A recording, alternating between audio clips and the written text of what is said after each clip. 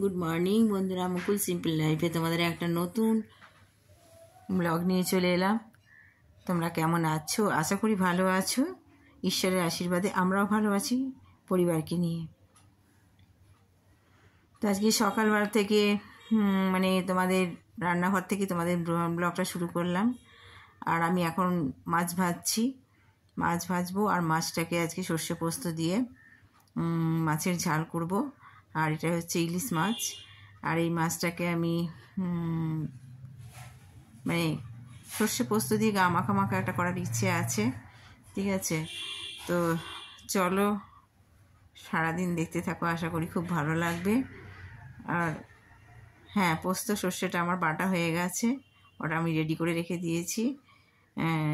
মাছটা একটু আলতো করে ভাজবো, বেশি ভাজবো না, আলতো করে ভেজে নিয়ে আর মাছগুলো তুলে নিয়ে মুড়োগুলো কিন্তু একটুখানি ভেজে নিয়ে ওটা তেলের মতন করবো, জাস্ট যেটা ভাতের প্রথম পাতে খাওয়া হয় না তেলটা, এটা তোমাদের দাদাভাই খেতে আবার খুব ভালোবাসে।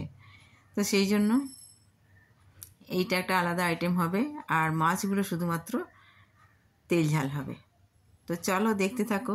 আর হ্যাঁ বন্ধুরা, দেখো আমরা অনেক সময় কি হয়, দুধ কেটে গেলে চিন্তায় পড়ে যাই, যা কি হবে, দুধগুলো সব কেটে গেল। চিন্তা করো না বন্ধুরা, ওই কাটা দুধ দিয়ে সেটাকে আবার ক্যালসিয়াম ল্যাকটেট দিয়ে আমি ভালো করে ছানাটা কাটিয়ে নিলাম। দুটো দুধ একসাথে কেটে গেছে।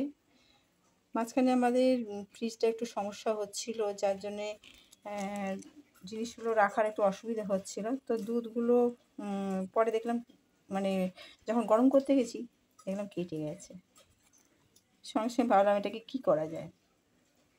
তখন এই ছানার বড়া তৈরি করলাম।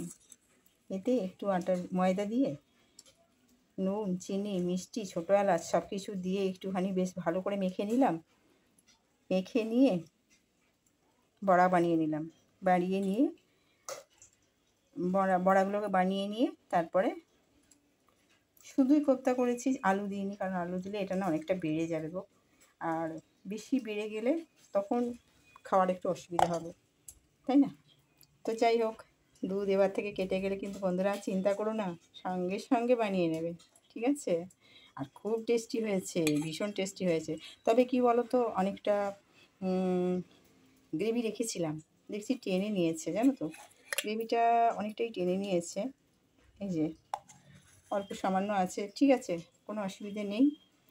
ইলিশ মাছ আছে, এটা আছে, আর ডাল আছে, খাওয়া হয়ে যাবে। অবশ্যই আছে আবার একটু মোচার তরকারি। সব টেস্টি টেস্টি না বন্ধুরা, সব টেস্টি টেস্টি। তবে আজ খাওয়া কিন্তু জমে যাবে, তাই না? তো চলো পরে কথা বলছি আবার। আচ্ছা, ইলিশ মাছের ঝালটা আমার তৈরি হয়ে গেছে, ঠিক আছে, চলো এবার নামিয়ে নিই।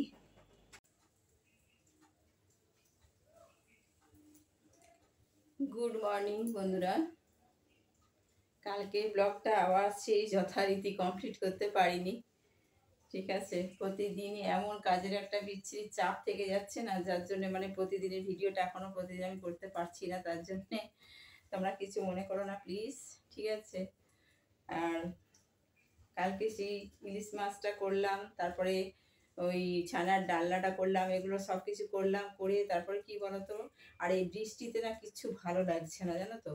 এই এক নাগাড়ি বৃষ্টিটা একদম আরো বেশি যেন সেই কি বলবো, যে এনার্জি, সেই এনার্জিটা কেড়ে নিচ্ছে। তো করতে হচ্ছে সবই, কিন্তু কিছু কিছু কাজ আবার হয়ে উঠছে না। তো তার মধ্যে একটা কাজ হচ্ছে ভিডিও করা, এটা একদম হয়ে উঠছে না। তো সত্যি খুব খারাপ লাগছে, কিন্তু তাও তোমরা একটুখানি প্লিজ একটু মানিয়ে নিও, ঠিক আছে। তো যাই হোক, কালকের ভিডিওটা এখন আমি কন্টিনিউ করছি। আর এই জামা কাপড়গুলো এখানে রাখা আছে, এগুলো একটু আমি পাট করে নিই, ঠিক আছে। আর ওয়েদারের কথা আলাদা করে আর কি বলবো, তোমাদের তো বললাম সেই একই রকম রয়েছে, কোনো উন্নতি নেই। সকালে ঘুম থেকে উঠছি, বিছানা থেকে দেখছি ঝমঝমিয়ে বৃষ্টি, সারা রাতে বৃষ্টি, এক নাগাড়ে এত বৃষ্টি ভালো লাগে না, দেখবে সব জিনিসের একটা কি বলবো, একটা লিমিট আছে, আর এটা আনলিমিটেড কোনো জিনিসটাই ভালো লাগে না। তো এটা তো না তোমার আমার হাতে নয়, যেটা হবে প্রকৃতি সে তো হবেই। আর এই অসুবিধাটা শুধু আমার নয়, এটা সকলেরই হচ্ছে, তাই না? আর সবচেয়ে বড় কথা কি বলতো, যাদের বাইরের কাজ তাদের কি অবস্থা বলো তো? তাদের তো বেরোতেই হচ্ছে একদম। আমরা বাড়ির মধ্যে থেকেই এরকম নাজেহাল হয়ে যাচ্ছি, তাহলে বলো তো যারা বাইরে কাজ করছে তাদের কতখানি কষ্ট হচ্ছে। সত্যিই তাই। আর ছাতা নিয়ে নিয়ে নিয়ে নিয়ে সবসময় সব কাজ করা যায় না। এমন অনেক সময় থাকে যে দুটো হাতই জোড়া থাকে, তখন আবার দেখবে সে ছাতা নিয়ে কাজ করা কি যায় বলো? কিন্তু করতে তো হবেই। ছাতা ছাড়া ভিজে ভিজে তো কাজ করা যাবে না, তাই না? আর এই ব্লাউজ ট্লাউজগুলো না একসাথে অনেকগুলো রেখে দেওয়া হয়, মানে কাঁচা কেচে নিয়ে আর পাট করার সময় হয় না। বলবে দিদিভাই তাহলে কোন কাজটা তুমি করো, সবই তো হয়ে ওঠে না। না গো, কাজ অনেক থাকে, অনেক কাজ থাকে গো, সারাদিন প্রচুর কাজ থাকে, কাজের সীমা নেই একদম। ঠাকুর দেবতা, তারপরে সবচেয়ে বড় কথা হচ্ছে ইউটিউবের, জানোই তো যারা ইউটিউবে অ্যাক্টিভ আছো তারা বুঝতে পারছো যে কতখানি তাদের এই দিকে সময় দিতে হয়। মেইন হচ্ছে এইটাই, তাই জন্য সংসারের কাজগুলো ঠিকঠাক সময় মতো হয়ে ওঠে না, বুঝছো তো? মানে সময়ের কাজ সময় হয় না, কোনো কাজটাই সময়ের কাজ সময় হচ্ছে না, মানে যখন হোক করলেই হলো, এরকম ব্যাপারটা হচ্ছে আর কি, বুঝেছো তো? তো আশা করি তোমরা যারা ইউটিউবে আছো তারা সবাই বুঝতে পারছো, তোমরা এইভাবেই সব কিছু মেনটেন করছো। কিন্তু এই হচ্ছে কথা, কালকেরটা কালকেই পারছি না, কালকেরটা আজকে করতে হচ্ছে, আজকেরটা আজকে হচ্ছে না, আজকেরটা আবার কালকে হবে, এই যে ব্যাপারটা, এটা মানে কিছু কিছু কাজ না পেন্ডিং থেকে যাচ্ছে। তার মধ্যে একটা বড় কাজ হচ্ছে ভিডিও করাটা। কেন কি গতকালের ভিডিওটা শেষ করার পরে আমাকে আবার একটা ভিডিও শুরু করতে হবে, আজকের ভিডিও। এর মধ্যে আবার কি হচ্ছে বলতো, মাঝে মাঝে ভিডিও দিতেও পারছি না, শুট করতে পারছি না, শুট করতে পারছি না বলে ভিডিও ছাড়তে পারছি না। এরকম আমার কিন্তু কখনো হয় না, কখনো হয়নি আজ পর্যন্ত। আমি যতদিন আমি মানে ইউটিউব করছি, আমি অ্যাবসেন্ট থাকি না, মানে আমার একদমই ভিডিও ছাড়া হয় না, এরকম দিন নেই। কিন্তু এখন এরকমই হয়ে যাচ্ছে, কিছু করার নেই, কি আর করা যাবে, যখন যেমন তখন তেমন, তাই না?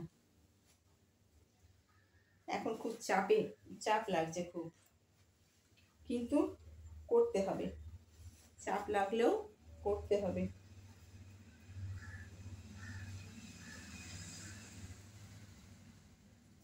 তোমাদের সাথে কথা বলতে বলতে আমার সব জামা কাপড়গুলো পাট করে রাখা হলো।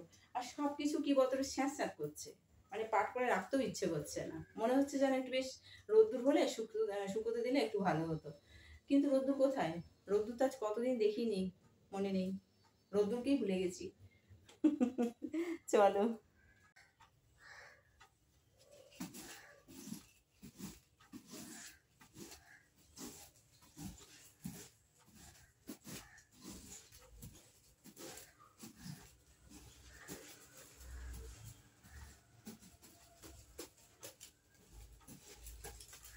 বিছানার চাদরগুলো একটু টান টান না থাকলে না ভালো লাগে না, বলো? একটু কুঁচে গেলে কিরকম বিচ্ছিরি দেখতে লাগে না? সেই জন্য বিছানা ঝেড়ে নিয়েছিলাম। আর চাদরটা একটুখানি ঝাঁটা দিয়ে একটুখানি ঝাড়ু দিয়ে করে দিলাম, প্লেন করে দিলাম আর কি। আর রাস্তার ধারে ঘর তো, সবসময় গাড়ি বাইক এই সমস্ত যাচ্ছে, বড় গাড়ি শুধু বাস ট্রাক যায় না, বাকি সব রকম গাড়ি যায়, আর ভীষণ আওয়াজ হয়। আমি অনেক সময় করি কি বলতো, ভিডিওটা করে নিই, করে নিয়ে দুপুরবেলায় ভাবি যে দেবো, ভয়েস দেবো, কিন্তু ভয়েস দেবো কি, এত আওয়াজ না, মানে ভয়েস দেওয়া যায় না। পাশেই আমাদের কারখানা আছে, কারখানাতে সারাদিন ধরেই গান হয়, মানে হয় না সেই ওরা গান শুনতে শুনতে কাজ করে, ওদের একটা এনার্জির ব্যাপার আছে, পাওয়ার ব্যাপার আছে। তো সেই এনার্জি পাওয়ার জন্য ওরা সারাক্ষণ এফএম চালিয়ে রেখে দেয়, আর সেই এফএম এর আওয়াজটা কিন্তু খুব আসে, মানে কপিরাইট আসার পক্ষে একদম দারুণ। তো সেই জন্য ভয়েসও দিতে পারি না। রাস্তার ধারে ঘর হলে যা হয় আর কি। তো এইভাবেই চলতে হবে, তাই না? সুবিধে অসুবিধে নিজেদেরকে একটুখানি অসুবিধে হলে সুবিধে করে নিতে হবে, আর এইভাবেই আমাদের চলতে হবে। চলো, বিছানাটা পরিষ্কার হয়ে গেছে, এবার ওইদিকে বিছানাটাতে যাই। হ্যাঁ ঠিক আছে, চলো।